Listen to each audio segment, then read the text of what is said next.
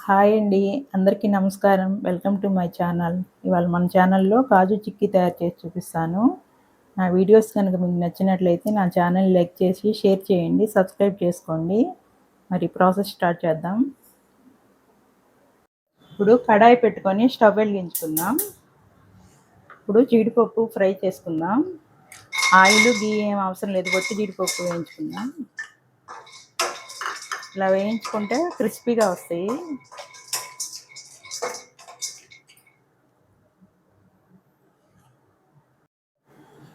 ఇలా వేయించుకుంటే సరిపోతుంది. ఇప్పుడు స్టవ్ ఆఫ్ చేసి ప్లేట్లో వేసుకుందాం.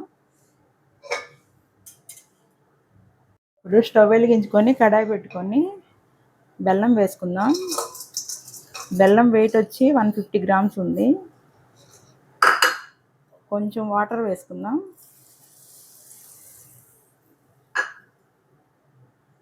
వాటర్ వేసుకొని కలుపుకోవాలి.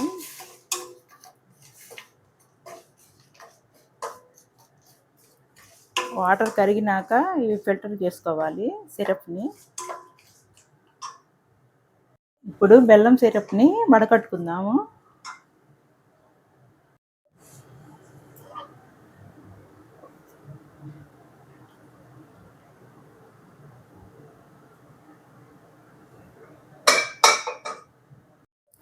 ఇప్పుడు మళ్ళీ స్టవ్ వెలిగించుకొని కడాయి పెట్టుకొని సిరప్ వేసుకోవాలా.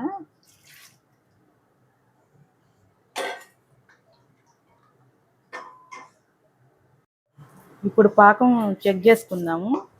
నీళ్ళల్లో వేసుకొని ఉండపాకం రావాలా చిక్కీకి. ఇంకా పాకం రాలేదు.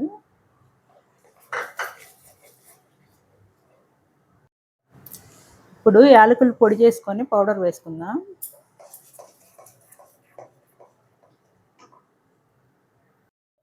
ఇప్పుడు పాకాన్ని నీళ్ళల్లో వేసుకొని చెక్ చేసుకుందాం.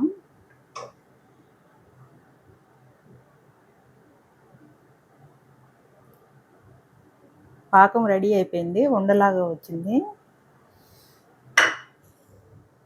ఇప్పుడు జీడిపప్పు వేసుకుందాం. జీడిపప్పు వేసుకొని బాగా మిక్స్ చేసుకోవాలి.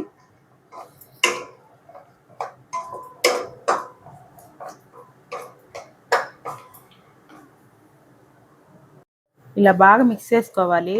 అప్పుడే జీడిపప్పుకి పాకం బాగా అంటుకుంటుంది.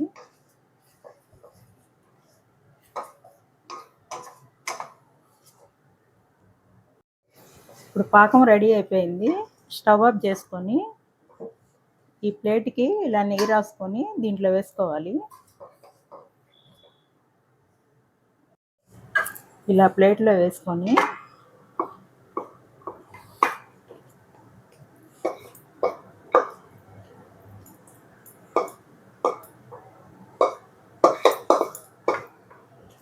ఇలా స్ప్రెడ్ చేసుకోవాలి.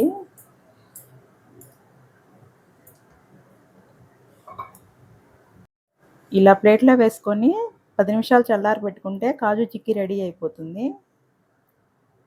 కాజు చిక్కీ రెడీ అయిపోయిందండి. ఇది క్రిస్పీగా ఉంటుంది ఈ చిక్కీ. మీకు మెత్తగా కావాలంటే ఈ జిగురు బెల్లంతో కాకుండా అచ్చు బెల్లంతో తయారు చేసుకోండి. అప్పుడు సాఫ్ట్గా ఉంటుంది. మీరు కూడా ఈ కాజు చిక్కీని చేసుకొని ఎలా వచ్చిందో కామెంట్లో చెప్పండి. Thank you for watching.